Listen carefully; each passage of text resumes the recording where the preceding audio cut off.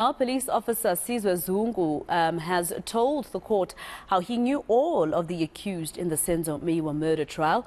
Zungu claims that he saw them before and after Meyiwa was shot dead. Manqoba Mchunu is in court for us and he joins us now live to give us more details. Manqoba, let's just start with the fact that accused number one, through his lawyer, Advocate Ramusipili, says that he actually doesn't know the person on the stand at the moment and denies that they are neighbors. What was the response from the witness?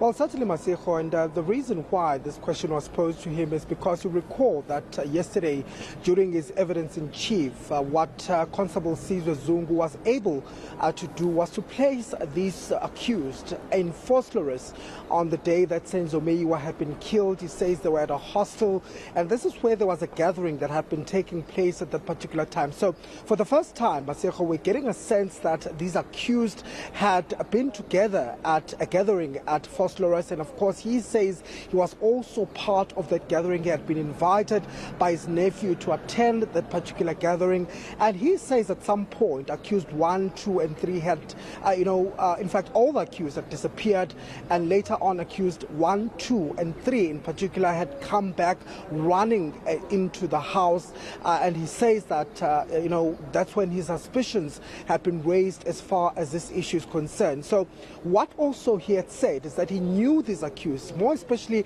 accused number one, because accused number one, Muzi Sibia, was in fact his neighbor from KwaZulu-Natal. But of course, during cross-examination, what we've heard from the lawyer representing accused 1 and 2 is that accused 1 says that in fact is not a neighbor of Zungu at all.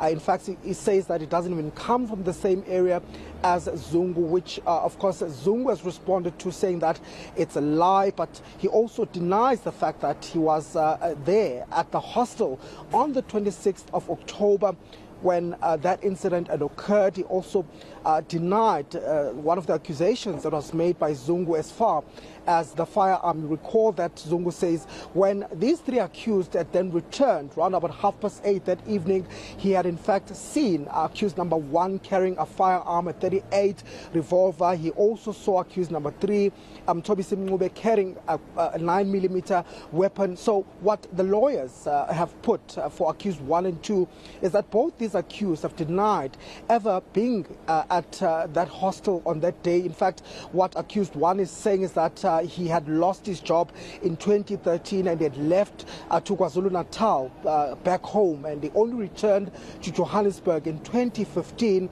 Accused 2, on the other hand, says on that particular weekend he had gone to KwaZulu-Natal, to KwaNongoma. He had taken unpaid leave from work. So both of them denying the allegations that they were inside that hostel and that they had been with Constable Zungu on that day that Senzo Meyiwa was shot. But perhaps let's take a listen to what came out of that evidence in court. Now, accused 1 denies that he is your neighbor from home. I don't know where your home is for security reasons, but he says he's from Makabatini. Is he denying it? He's telling lies. Just further down, when I'm at home, he's just further down my home. Normally. His father is normally.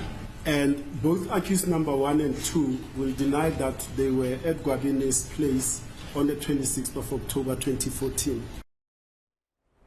And I guess, Manqoba, because you're physically there, you could help us, because as we watch on screen, there are things that don't make sense in respect of the fact that yesterday images were presented to court that were dated with some of the accused on those images. But I understand accused number 1 and 2 are now telling the court that they were never at Mr. Zungu's nephew's house at the hostel, Kwabini Zungu.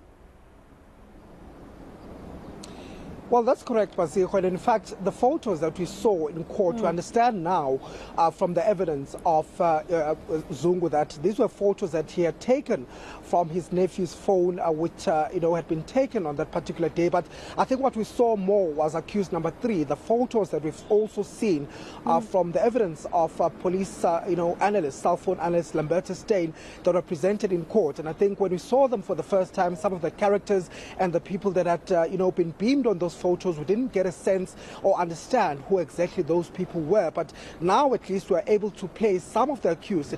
We saw a photo with accused number 4, for example, on that day where he was with accused number 3. As far as the other accused are concerned, he made reference to accused number 5, Nkani, in one of the photos, but we haven't really seen accused number 1 and 2 depicted in those photos. But just on that issue, Masiho, you just reminded me of one of the issues that came up also in court today, was around one of the issues that was raised by the state as far as the gestures, the hand gestures that had been done by one of the accused number 5 in particular, Fiso, which he says, the state says, are trigger pulling gestures that he had done towards the witness. And the state had said that this is tantamount to contempt of court and calling on the court to intervene as far as this issue is concerned. There was a warning that was issued by the court, Maseko, earlier on when this matter had started, with the judge then warning these accused that they should not pull any gestures or interfere in any way with the evidence of the witnesses in this court. He even alluded to the fact that he also had seen this when one of the witnesses, the previous witnesses, were testifying in court, giving evidence. He says that there was a gesture that was done by one of the accused which led to this particular witness then changing their version of events. So there was a warning that was issued by Sikho as far as that is concerned. And of course, the understanding is that now those accused are going to have to respect the decorum of the court to ensure that proceedings are not in any way interfered with. And both accused number 1 and 2 will deny that they were at Gwabine's place on the 26th of October 2014. That is just a lie.